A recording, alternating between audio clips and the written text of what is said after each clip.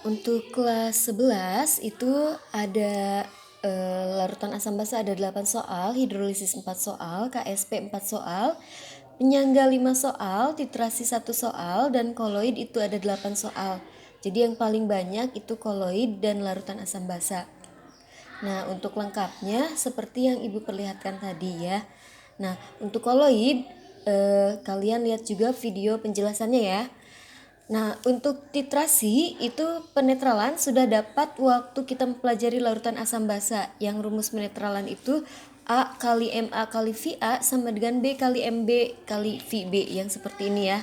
Jadi contohnya ini yang dicari berapa molaritas NaOH 20 mili yang dibutuhkan untuk menetralkan 10 mili H2SO4 0,1 molar. Nah, pakai rumus ini ya.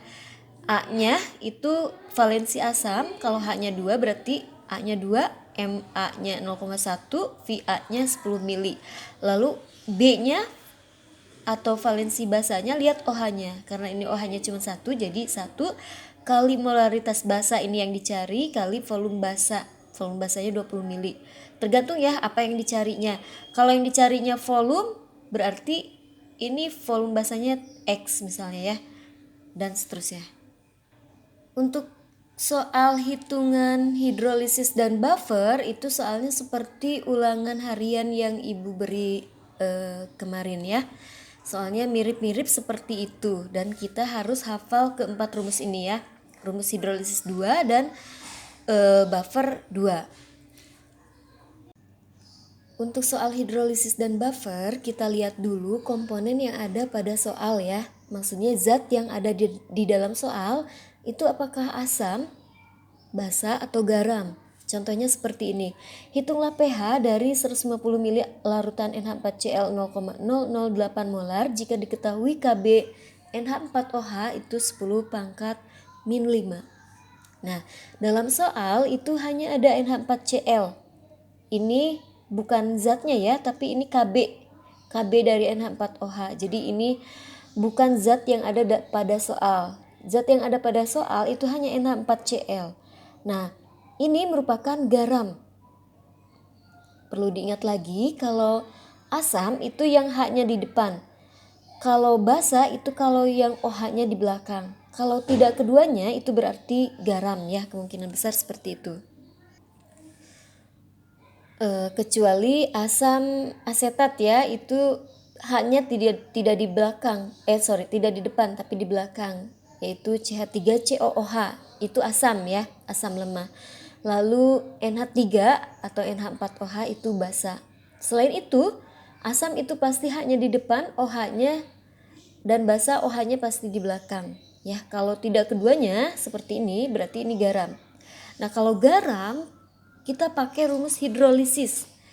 Karena judulnya juga kan hidrolisis garam ya. Nah, di sini diketahui Kb NH4OH berarti di sini ada Kb. Jadi kita pilih rumus hidrolisisnya yang ada Kb-nya yaitu yang ini. Jadi ini ya, konsentrasi H+ sama dengan akar Kw per Kb kali konsentrasi garam. Dari sini kita tarik pH dengan rumus min log konsentrasi H+. Kalau yang diketahui di soal itu Ka, berarti yang ini, rumus yang ini yang kita pakai ya. Nah, kalau ini konsentrasi OH min, itu kita tarik POH dulu nantinya. Lalu kita tarik pH dengan rumus 14 min POH. Kemudian kalau misalnya soal seperti ini komposisi zatnya yang ada dalam soal itu adalah misalnya kita ambil contoh soal yang ini ya. Sebanyak 30 mili H3PO4 ini merupakan asam lemah ya. Kita tahu asam lemah dari mana karena ini ada Ka-nya. Ka H3PO4 7,5 kali 10 pangkat min 3. Dicampur dengan 50 mili NaH2PO4. Nah, ini ada dua komponen zat ya. Yang pertama H3PO4. Ini H-nya di depan, berarti ini asam lemah dan ada Ka-nya ya. Nah, dan ini NaH2PO4, ini H-nya tidak di depan dan OH-nya tidak di belakang, berarti ini garam ya. Berarti di sini ada asam lemah dan garam. Jadi ini merupakan soal larutan penyangga. Jadi kita pakai rumus yang penyangga ya. Nah, karena di sini diketahui Ka, jadi kita pakai rumus penyangga yang ada Ka-nya. Berarti yang ini ya, konsentrasi H+ sama dengan Ka kali mol asam per mol garam. Dari H+ kita tarik pH-nya dengan min log konsentrasi H+.